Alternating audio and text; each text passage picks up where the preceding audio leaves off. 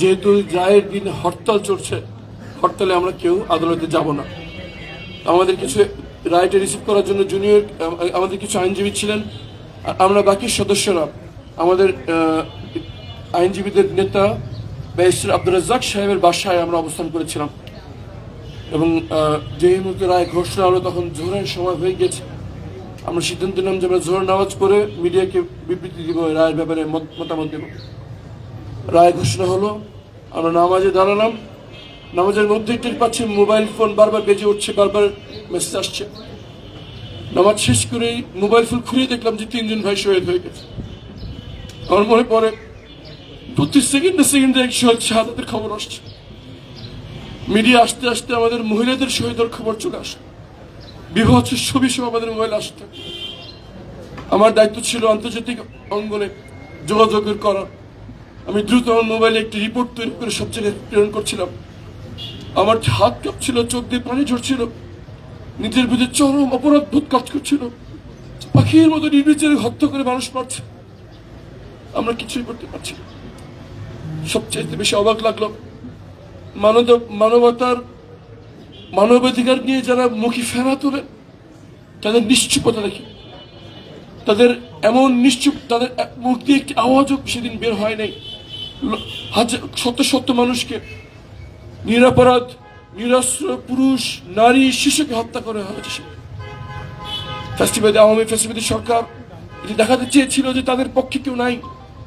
এই জন্য আইন শৃঙ্খলা বাহিনীকে নির্দেশ দেওয়া হয়েছিল যে ওপেন গুলি করার জন্য, এবং বলা হয়েছিল যে গুলির হিসাব দিবেন, লাশের হিসাব দেওয়ার দরকার নেই। এইভাবে নির্বিচারে হত্যা করা হয়েছে। আমি আমাদের যথাসম্ভব আমরা চেষ্টা করেছি আন্তর্জাতিক মহলকে ইনফর্ম করার জন্য।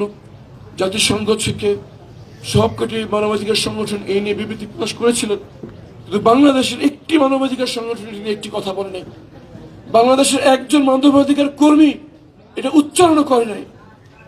এটাই আমাদের সমাজ ব্যর্থতা, মানবাধিকার কর্মীদের ব্যর্থতা, যে আমরা কিছু মানবাধিকার বিষয়ে কথা বলি, কিছু বিষয়ের মুখে কুলুপ পেরে থাকি। আমরা সেই বাংলাদেশের স্বপ্ন দেখি, যেখানে সকল মানবাধিকারের বিষয়ে আমরা এইভাবে আওয়াজ তুলব।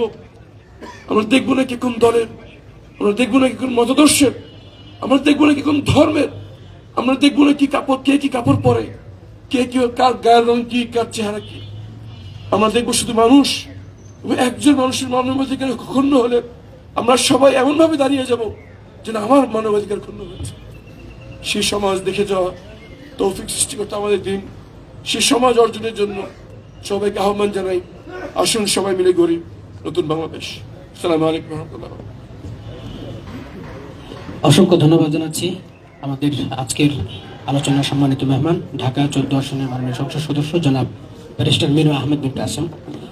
সম্মানিত উপস্থিতি, এই পর্যায়ে সংক্ষেপে কথা নিয়ে আসার জন্য অনুরোধ করছি আন্তর্জাতিক অপরাধ ট্রাইব্যুনালের সাবেক প্রসিকিউটর অ্যাডভোকেট গাজী তামিম। এ পর্যায়ে কথা নিয়ে আসছেন আন্তর্জাতিক অপরাধ ট্রাইব্যুনালের সাবেক প্রসিকিউটর জনাব অ্যাডভোকেট গাজী তামিম। আসসালামু আলাইকুম প্রিয় সাংবাদিক বন্ধুরা, আজকের এই অনুষ্ঠানের সম্মানিত মেহমানবৃন্দ। সময় কম থাকার কারণে আমি সবাইকে অ্যাড্রেস করছি না। যে পরিচয়টি আমার এমাত্র দেওয়া হলো, একটু সংশোধন করছি যে আমি বর্তমানে প্রসিকিউটর হিসেবে দায়িত্ব পালন করছি। তার চেয়ে আমার বড় পরিচয়, আমি আল্লামা দেলাওয়ার হোসেন সাঈদী সাহেবের ডিফেন্স টিমের একজন সদস্য ছিলাম। কেবল আমার বন্ধু যে কথাটি বললেন মীর আহমেদ বিন কাসেম, যে রায় রিসিভ করতে সেদিন যারা গিয়েছিলেন আমি তাদের মধ্যে একজন ছিলাম। আমরা অল্প কয়েকজন জুনিয়র সদস্য সেদিন ট্রাইব্যুনালে উপস্থিত ছিলাম, যেদিন ওনার বিরুদ্ধে মৃত্যুদণ্ডের রায় পড়ে শোনানো হয়েছিল, এবং রায় শুনে উনি আল্লাহর একটি কালাম তেলাওয়াত করে এই রায়ের প্রতিবাদ করেছিলেন। তারপরে আস্তে আস্তে কি হয়েছিল আপনারা এটা জানেন। ছোট্ট করে দু একটি গল্প বলতে চাই। ওনাকে যেদিন প্রথম এই ধানমন্ডি সেফ হাউসে ওনাকে জিজ্ঞাসাবাদের জন্য আনা হলো, তখন আমরা সকলেই সেই সেফ হাউসের বাইরে উপস্থিত ছিলাম। মোমিন ভাই ছিলেন, আরমান ভাই ছিলেন, সকলেই ছিলাম। ওনাকে একটি অফারই করা হয়েছিল তখন সরকারের পক্ষ থেকে, সেটি হলো আপনি স্বীকার করেন যে আপনি এই অপরাধের সাথে জড়িত এবং আপনার সাথে যারা আছে তারা সকলেই এই অপরাধের সাথে জড়িত। উনি দ্ব্যর্থহীন ভাষায় এটিকে অস্বীকৃতি জ্ঞাপন করেছিলেন যে আমি একটি মিথ্যা আমার মুখ থেকে বের হবে না, এবং যে অভিযোগ আমার বিরুদ্ধে আনা হয়েছে এগুলো সম্পূর্ণ অসত্য। এই কথাটি কেন বলছি সেটা হলো যে ইনভেস্টিগেশন এজেন্সি বা প্রসিকিউশনের পক্ষ থেকে সবসময় চেষ্টা করা হয় যে অপরাধের সাথে যারা জড়িত তাদের পক্ষ থেকে এই অপরাধটাকে স্বীকার করানো। এটা হলো ক্রিমিনাল জুরিসপ্রুডেন্সের সবচেয়ে বড় এভিডেন্স হয়, যেটা আমরা প্রসিকিউশনে আসার পরেও এটা আমরা চেষ্টা করেছি। এটা সাধারণত প্রসিকিউশনের পক্ষ থেকে এই অফারটা আসে, ইনভেস্টিগেশন এজেন্সির পক্ষ থেকে অফারটা আসে, এবং আসামিরা এটি যদি সত্য হয়, উনি মনে করেন যে হ্যাঁ এই অপরাধটা সংঘটিত হয়েছে, উনি তার অপরাধের কারণে অনুতপ্ত, তখন উনি এটা স্বীকার করেন। আল্লামা দেলোয়ার হোসেন সাঈদী এই অপরাধের সাথে জড়িত ছিলেন না বলেই তিনি অস্বীকার করেছেন। আপনারা দুটি ঘটনাকে কম্পেয়ার করেন। খুব রিসেন্টলি ঘটে যাওয়া জুলাই গণঅভ্যুত্থানে যে মানবতা বিরোধী অপরাধ সংঘটিত হয়েছে, সেই ঘটনায় একজন আসামি শেখ হাসিনার মৃত্যুদণ্ড হয়েছে। সেই মামলার সাথে আপনারা যদি আল্লামা দেলোয়ার হোসেন সাঈদী সাহেবের মামলার তুলনা করেন, দেখেন একজনের মৃত্যুদণ্ড হওয়ার পরে সমগ্র দেশবাসী খুশি হয়েছে এবং তার দলীয় নেতাকর্মীরা সেদিন চুপসে গেছে।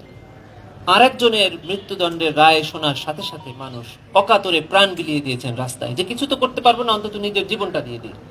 প্রায় 2 শতাধিক অথবা তার কিছু কম মানুষ রাস্তায় তাদের প্রাণ দিয়ে দিল একটা মানুষের মৃত্যুদণ্ড শুধু রায় হয়েছে তার প্রতিবাদে। শুধু রায় হয়েছে, এটা কার্যকর হয় নাই, সেটার অ্যাপিল রয়েছিল, আরো অনেকগুলো ফর্ম, শুধু রায় হয়েছে তার প্রতিবাদে। কতটুকু জনপ্রিয়, কতখানি অবিচার হয়েছিল বলে মর্মে মানুষের কাছে প্রতীয়মান হয়েছে। একজন সাক্ষী যার ভাইকে হত্যা করা হয়েছে, যার ভাইকে 71 সালে সাঈদী সাহেব হত্যা করেছেন মর্মে অভিযোগ এসেছে, তিনি এসেছেন সাক্ষ্য দিতে যে আমার ভাইকে উনি হত্যা করেননি, আমার ভাইকে যে হত্যা করেছে সেটা বলার জন্য উনি ট্রাইব্যুনালের গেটে এসেছেন। সেখান থেকে তাকে কিডন্যাপ করে নিয়ে যাওয়া হলো, ডিফেন্স টিমের গাড়ির মধ্য থেকে কিডন্যাপ করে নিয়ে যাওয়া হলো, যে সেখানে সিসি ক্যামেরা ছিল। তখন কোর্ট চলমান, এজলাসে বিচারপতি বসা আছেন। এই সময়ে বিচারপতির কাছে গিয়ে বলা হলো যে আপনার কোর্ট প্রিমিসেসে, যেটা আপনার এখতিয়ারভুক্ত, সেখান থেকে এই মামলার একজন সাক্ষীকে কিডন্যাপ করে নিয়ে যাওয়া হয়েছে আইন শৃঙ্খলা বাহিনীর মাধ্যমে। সিসিটিভি ফুটেজ আছে, আপনি এটা একটু দেখেন। উনি দেখলেন না, উনি কোনো অ্যান্সার দিলেন না।